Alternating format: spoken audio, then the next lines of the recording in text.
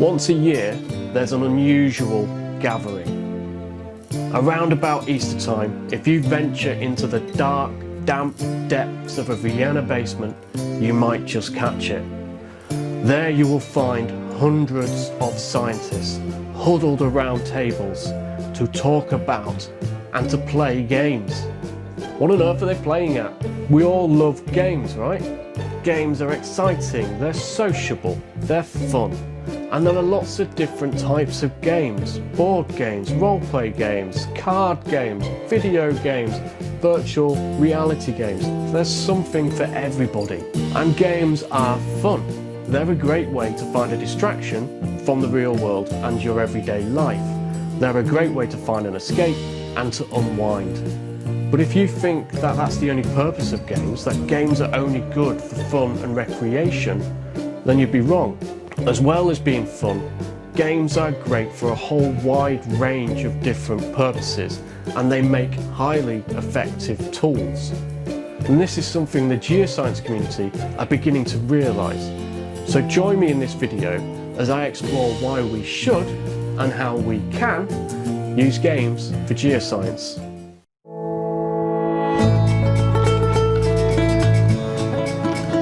Back in those hazy pre-COVID days of 2018, me and a couple of my friends set up the unofficial Geoscience Games Day at the home of the unofficial Geoscience Games Day, the European Geoscience Union General Assembly, more affectionately known as EGU. Now, if you're not familiar with it, EGU is enormous.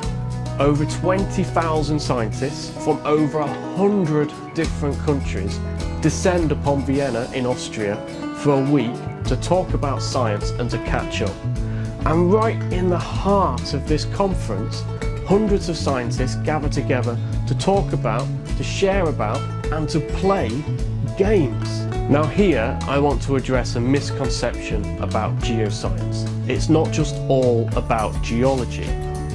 A geoscientist is someone who uses science to better understand how the world works, and then to use that understanding to help society make better decisions. The majority of us don't even eat rocks. And reflecting this, the disciplinary divisions within the EGU are very wide-ranging and diverse, and include things like atmospheric science, ocean science, geomorphology, hydrology, and education and outreach. And this means that the science that's shared at EGU is allowing us to do a whole range of useful things. It helps us predict the weather better. It helps us plan for climate change. It helps us prepare for natural disasters, including earthquakes and tsunamis and landslides and floods and volcanic eruptions. It's even helping us explore the surface of other planets, including Mars. So geoscience is very, very important to society, and it's a very serious business. So what on earth are geoscientists doing playing games? What on earth could games offer us?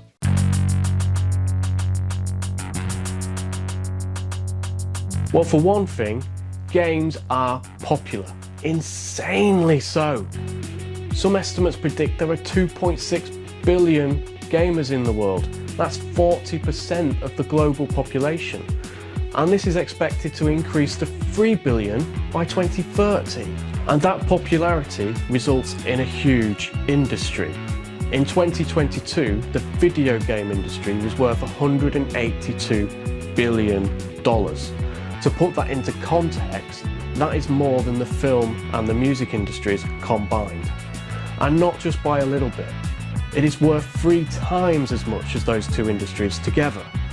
So games are huge, and that's just the video game industry. And that's because games are able to engage us in a way that no other medium can. Games are imagination engines. When you're playing a game, you're not merely seeing or hearing a story being relayed to you.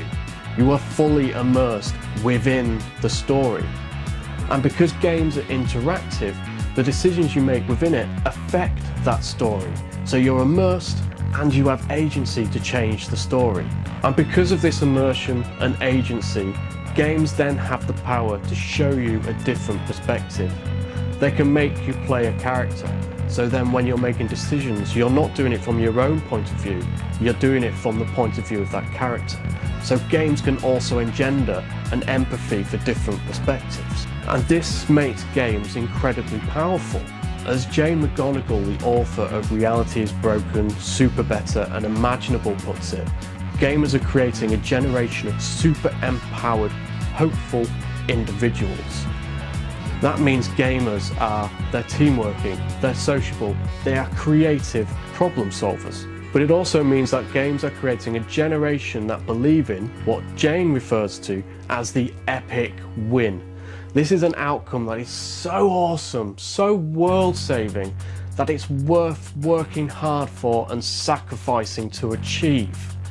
Now, in a world which is facing so many political and environmental crises, we need as many super empowered, hopeful individuals as we can get. And as geoscience is at the forefront of the solutions to these crises, geoscience needs gamers.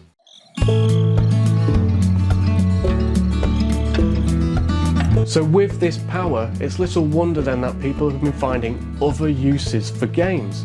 And this isn't anything new. We can go back to the early 19th century and find militaries using war games to plan for battles and different strategies. Games that have been created for a purpose other than for fun or recreation are sometimes termed serious games.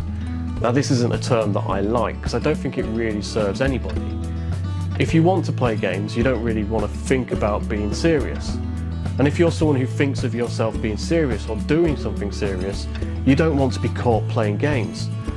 So who on earth wants to play a serious game? No one.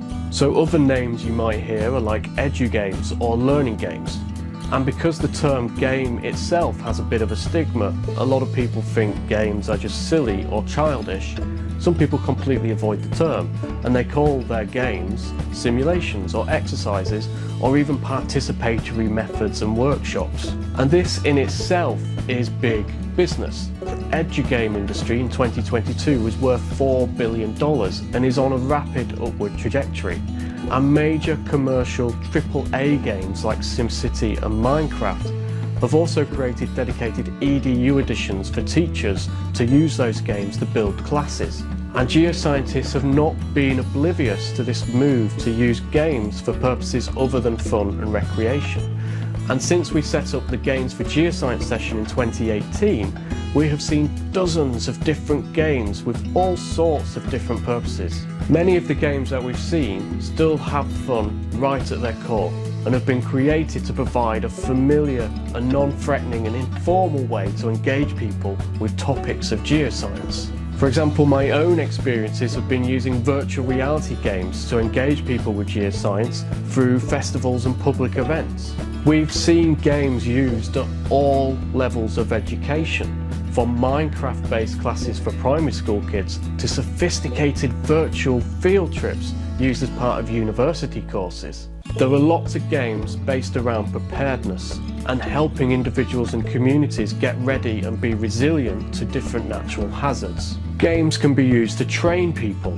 In fact, games are massive within the disaster risk reduction community, where they use simulations and exercises using methods from analog and role-play games to practice their response to different types of events. And some people have been taking this further and building virtual reality applications to train people in disaster risk response. There are, very sadly, games for greenwashing too, but we don't really have those in our session. The games themselves can actually be used to gather research information that help us better understand how the world works and how we do science and make decisions from our understanding. We use a whole range of models to represent different human and natural systems. Now, when you introduce an interactive element into those models, you create a type of game called a playable system. And we can use those playable systems to test how different policy decisions influence people and nature. You can also take those playable systems and turn them into an awesome tabletop game. And finally, we have gamification, which isn't a game in itself, but it's the use of gaming elements to help people engage with a topic more effectively. And if you combine this with psychology and behavioural insights, you can create a powerful tool that helps people change their behaviours and take actions to create a better world. So you'll see that there are so many different types of games and so many different ways that they can be used. The only limitations are our imaginations. Well, our budgets and time as well, but mainly our imaginations. So if you're a geoscientist, how would you use games in your work? A huge thank you for watching this video. I hope you've enjoyed it, and more importantly, I hope you've got something useful out of it. I do hope to make more videos about games and geoscience in the future.